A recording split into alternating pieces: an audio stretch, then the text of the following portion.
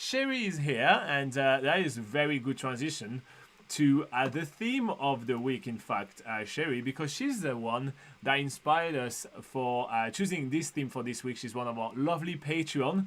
And so on our Facebook group, she had some questions about, well, you'll see in a second. All right, so she had some questions about traveling in New Zealand, kind of on a budget, how to save money while we travel in New Zealand. So that's going to be our theme this week. We'll be giving you heaps of tips about traveling in New Zealand on a budget, about saving some money along the way when traveling. Even if you're not traveling on a budget, there's some tips to save some money along the way and all that. So that's going to be fantastic. Alright, so let's get started with some tips. So we're going to get started with a bunch of tips if you are backpacking in New Zealand. So if you're planning to take a gap year in New Zealand, if you're planning to travel on a real budget when coming to New Zealand, i.e. using hostels and all this kind of thing. So we're going to start with a batch of this kind of tips, because we do think that people which are more looking to save money when traveling in New Zealand sometimes, quite often, are backpackers. But then we're going to keep on moving and we'll go over some tips for car rentals and camper van rentals a little bit later in the video. Then we'll talk about accommodation and all this kind of thing. So let's get started with some kind of backpacking tips for New Zealand. And with the first tips being a pretty important tip, let's be honest, and it's basically making friends.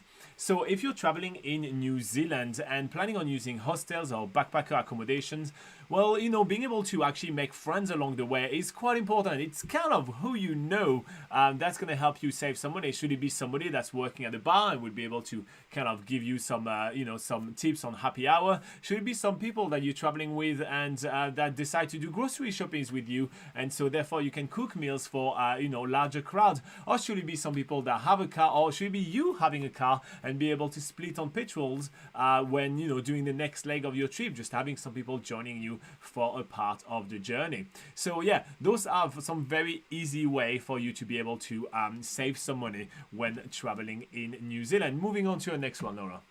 So the next tip is to make your own meals. So if you've got a bit of a habit of always eating out, always getting takeaways, that sort of thing, then you definitely want to quit that if you are wanting to travel on a real budget traveling around New Zealand. New Zealand's meals when eating out are kind of notorious for being a little bit on the pricey side, so you're definitely not going to save much money if you are eating out all the time.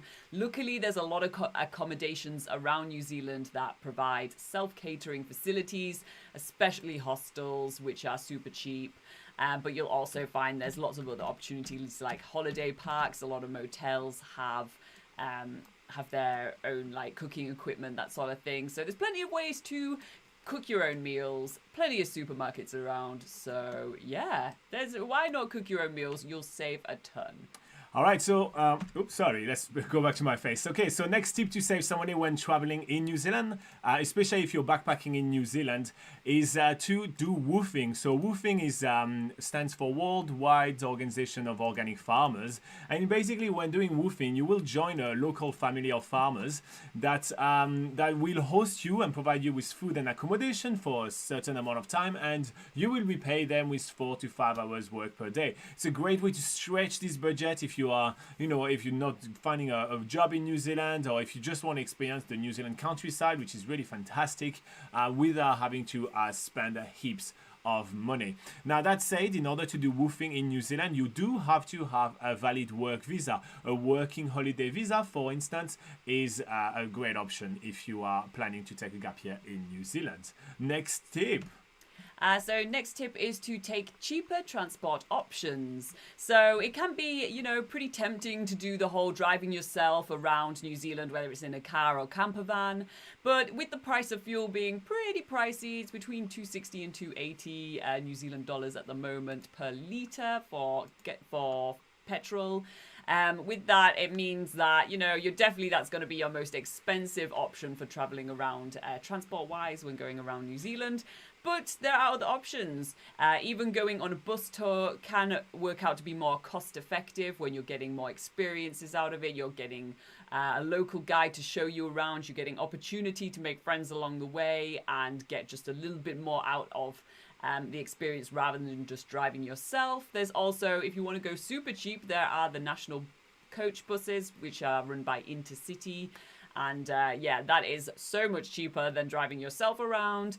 And even just taking local transport, if you're taking local buses in a city, that sort of thing, that is so much cheaper than driving yourself. So yeah, just think about, different transport options. There are much cheaper avenues to take. So reacting live to Sherry's question, saying how much is diesel on average? So at the moment we've seen diesel at about 210, but you also have to pay a road user charge, which is per kilometers that you've been driving. So diesel and petrol usually are not a major difference in pricing in between one and the other. All right, so the next tip that we have is to save on data. So a lot of people coming to travel in New Zealand long term end up getting a SIM card in order to be able to communicate here in New Zealand. So first up, getting a local SIM card is much smarter than using roaming. So let's get started with that. Don't use roaming, get yourself a local SIM card. Another way to save some money is that some of the really big data bundle plans tend to be quite expensive in New Zealand. They can run you up to $75 per month. And so just realizing that you don't necessarily need unlimited data, you don't need that much data because, well, the coverage is quite spotty here in New Zealand, and you can go down to some plans which are much cheaper. I mean, Laura and I live here in New Zealand, and our data plan that we have for our cell phone is only about $16 for the whole month. So that may be worth keeping in mind. You don't necessarily need to spend that much money on your phone plan. Okay, next up is to be a bit choosy about the activities that you do. There are a lot of really pricey activities in New Zealand, really expensive tours between glacier heli hiking, skydiving, bungee jumping, jet boating. All those activities can add up. So it really pays off to do your research before coming to New Zealand and choose the activities that are really on your bucket list, and try do some research to see where is the best place to do that skydive you want to do, or whitewater rafting, for example. And then with that, you can all the rest of your activities in New Zealand, there are a ton of free things that you can be doing, especially hiking. Even if you're not much of a hiker, the hikes in New Zealand really can range from 2 minutes to 2, 3, 4, 5, 6 days. So you can just you can choose really nice short walks to go to see amazing free natural attractions, and that's where you can spend most of your time in New Zealand saving money. But yeah, when it comes to paid activities, best to do your research before actually coming to New Zealand. Otherwise, you may find that you just end up doing a lot of things on the fly, choosing to do a lot of paid activities and going over budget when you haven't really done much research into it. I definitely concur. I mean, some of the hikes in New Zealand are vastly better than a lot of the paid activities, and it's definitely worth considering in doing a lot of walks around. All right, so the next tip that we have for you is to finding travel buddies. So obviously you will make friends when traveling around New Zealand, especially when staying in a hostel. It will be quite hard to stay solitary when you travel solo in New Zealand. It's never really a solo experience. You always make friends along the way. But finding a long-term travel buddy, somebody that's going to be sharing costs with you and also kind of planning half-day trip with you and all that, even sometimes going half and half on all gas, car rental, those kind of things, is always a really good idea. So being a friendly chap always kind of work very well. On top of it, there is quite a few 2-for-1 deals in New Zealand, especially when we come down to the low season. And so having that second person to be able to take advantage of that 2-for-1 deal can save you literally half price on some activities, which is always really good. I like to pay half price personally. Moving on. So this one is directed definitely at the working holiday makers, which is work for accommodation. So if you're in New Zealand on a work visa, perhaps on a working holiday visa that allows you to work in exchange for money or goods, then you are qualified to do this activity, which is working for accommodation, which you can do through organizations such as Woof. There's HelpX. You can also work in hostels, and that means that you'll get free accommodation in hostels. There's lots of different ways that you can work for accommodation, which means if you get to a place, you want to stay there for a while, maybe a few weeks or a couple of months, then there are ways to basically save on accommodation by doing just not too many hours a day. It's not like a full-time job, but usually it's just like a few hours a day. It's not even how many hours would you say it would be? It's usually about like 3 or 4 hours of work in exchange for food. Some organizations will also organize food for you, so you may work a little bit more, that sort of thing. So make sure that you also work out a good deal and make sure you're not taken advantage of either. We have lots of advice on that on nzpocketguide.com, so make sure that you take a look at the website, and also you'll find lots of work for accommodation opportunities on our job listings pages. All right, and last tip that we're going to have for you if you're planning on backpacking in New Zealand and staying in hostels. We're sticking with the hostels right now because that's going to be a really core part of your experience in New Zealand. Hostels in New Zealand are often fantastic. But one thing that you can do to save a lot of money on your trip is to pick hostels that have amazing perks. There are some hostels that have free bike rental. There are some hostels that have swimming pools. They have some hostels that have literally free meals like every Friday or something like that. Like, they do social nights. They have some hostels that have free kayaks. There are really a lot of hostels that kind of compete with each other with amazing perks. And by doing that, well, let's say you pick a hostel that has free kayaking, so that's free kayak hire, let's say in the Bay of Islands or something, that will save you $60 on literally hiring a kayak for like the half day. That's pretty awesome. Let's say you do that 3 times, you already saved yourself $180. So that's really, really good. So there are some really, really amazing hostels in New Zealand. And if you are a little bit iffy about staying in hostels, and we talked about hostel quite a lot within this just short segment of the video, just be aware that you are able to pick what kind of a dorm or accommodations you want to get in the hostels. It ranges from a single room where you will be staying alone on your own and have your own privacy, to a dorm share, which can be 6 or 8 people sharing along if you want to save some money and make even more friends.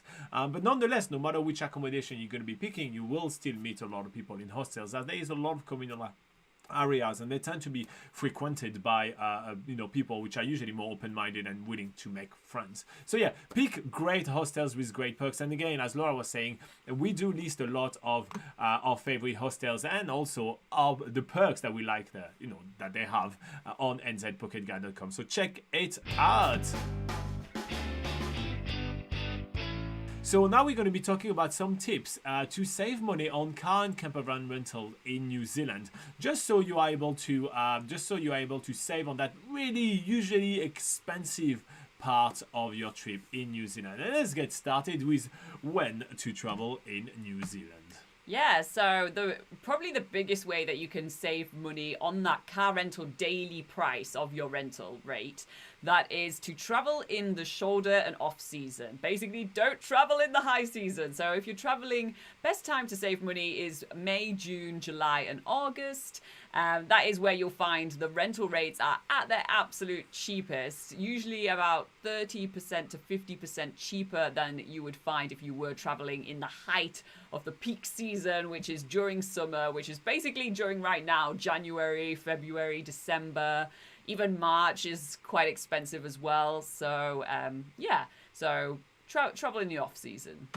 All right, so next up, it's booking early. I know it's something that we say quite often, but booking early actually can reward you with some awesome early bird discount and lower your overall rate for your car or camper van rental companies. So yeah, just do make sure that you are booking relatively early for your trip and not last minute, because that becomes really pricey.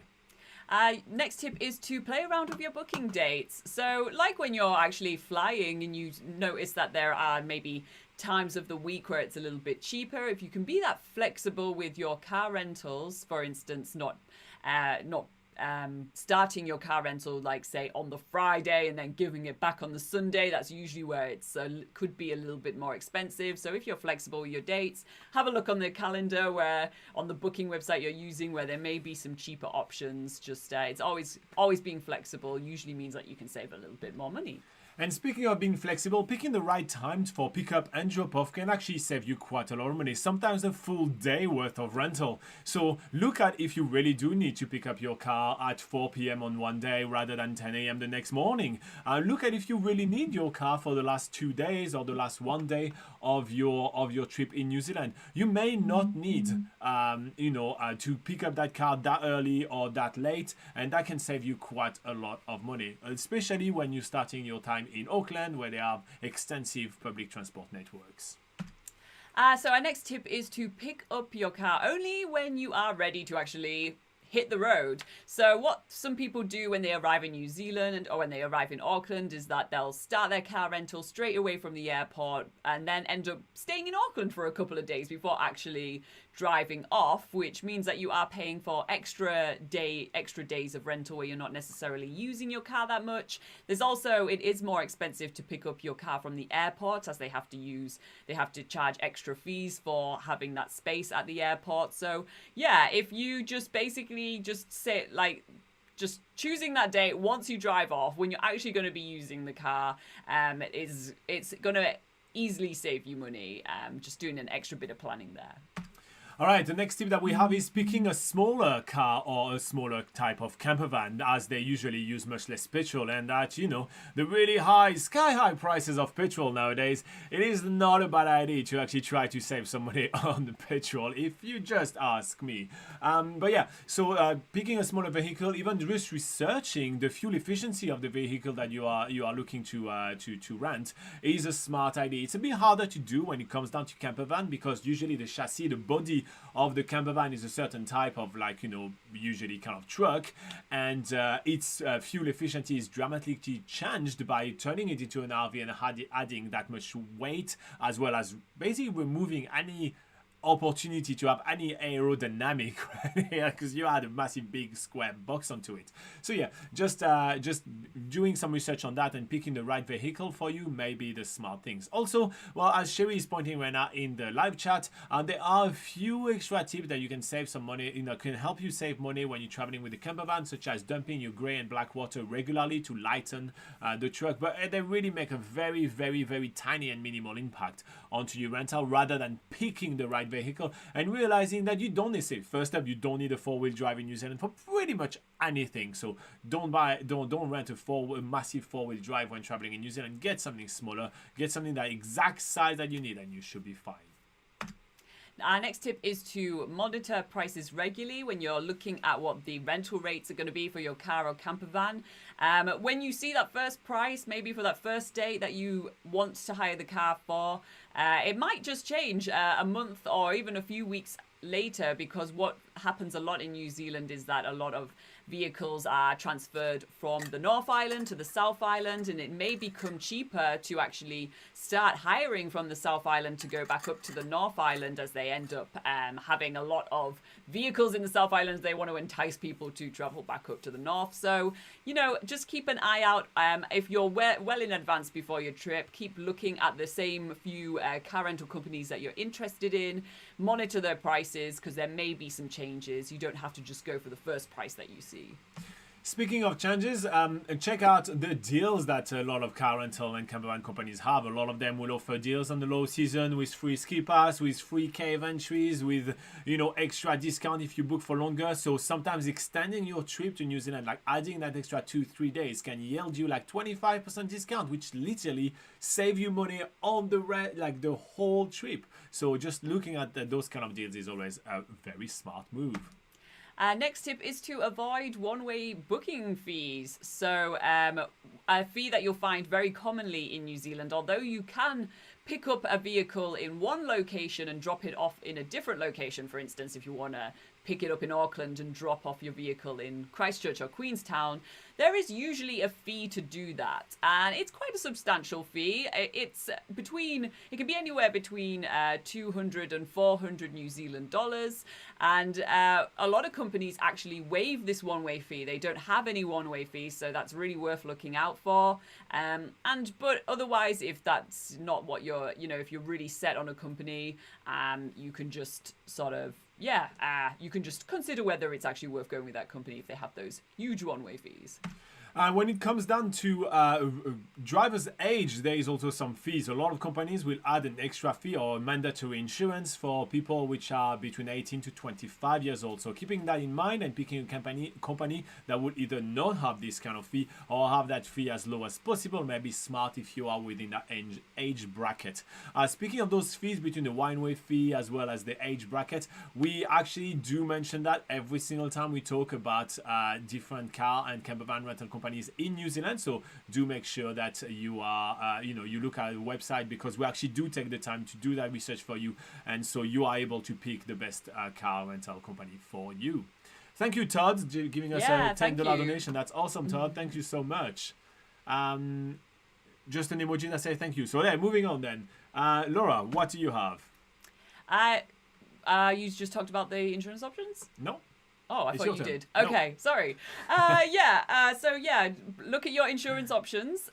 So what you'll actually find in New Zealand, that it is actually the law for New Zealand companies to have included in standard, really basic insurance in a car rental daily rate or camper van rental daily rate. So know that you do have some form of insurance already included in your car or camper van rental. And then what you basically are paying for is to reduce the excess amount if you were to get in an accident or there was like something to happen to the vehicle. You would, instead of having to pay, say, 3,000 New Zealand dollars before your insurance would kick in, you can reduce that to, say, about 1,000 New Zealand dollars if you needed to, before the insurance kicked in. So it's quite a hefty amount. So usually it can be about 30 New Zealand dollars a day. So that's quite a lot of money to pay for a daily rate. So just, consider all the insurance options. Consider if you really need to get insurance, considering that there is insurance already in the car rental. And I do have strong opinions of that. We had a whole Litty Patreon live show last week, actually. We did talk about that just between us. It's a bit more, informal on Patreon, on the Patreon show. So, I do have very strong opinions on that. Anyway, let's move back to fees. Some companies have additional driver's fees. So do be aware who's going to be driving and how much that's going to cost you. Keep that in mind. And again, that's also something that we mentioned on the website. Todd is saying, number one way to save money, go to NZ Pocket Guide. Thanks for all you do. You too. Thank you so much, mate. All right, another fee from companies.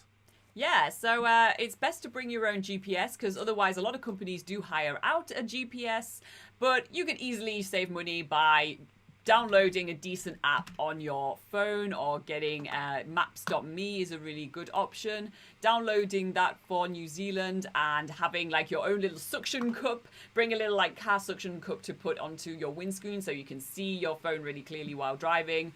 Also, the lighter battery, the cord to keep your phone charged while driving. The name escapes me now. But yeah, make sure that your phone's charged while driving as well. You can do all that setup on your own before bringing it to New Zealand.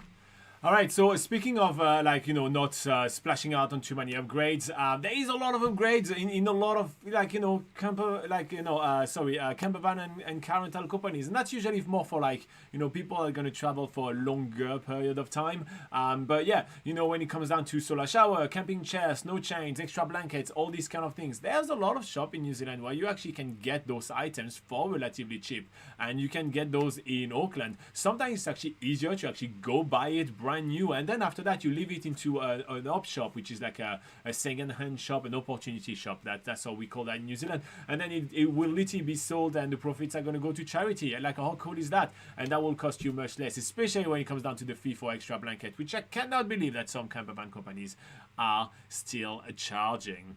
Moving on to airports. So we already touched on how it's a bit more expensive to pick up vehicles from the airports, and airports basically charge camper van rentals for the privilege of being close to their facility to be able to pick up a car rental from there, or for shuttles from that camper van company or car rental company to come and pick up people from the airport to transport them to their airport depot. So yeah, notice that there is a little bit more of an extra fee when you do pick up from the airports. There's usually a sort of central pickup place you can pick up vehicles from in Auckland City, for example, which will be cheaper than picking up from the airport.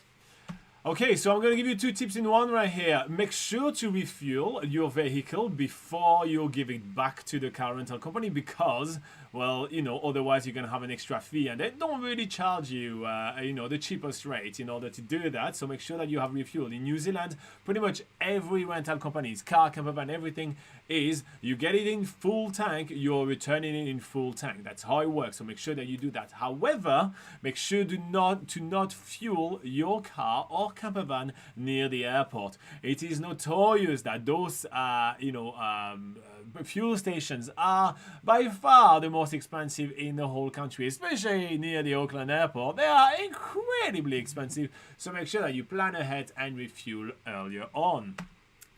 Next up is to do your car inspection thoroughly. So when you pick up your vehicle, you should be going around the vehicle with the person that's helping you do the... Sorry. When you pick up your vehicle, you are... you take over, Robin, sorry.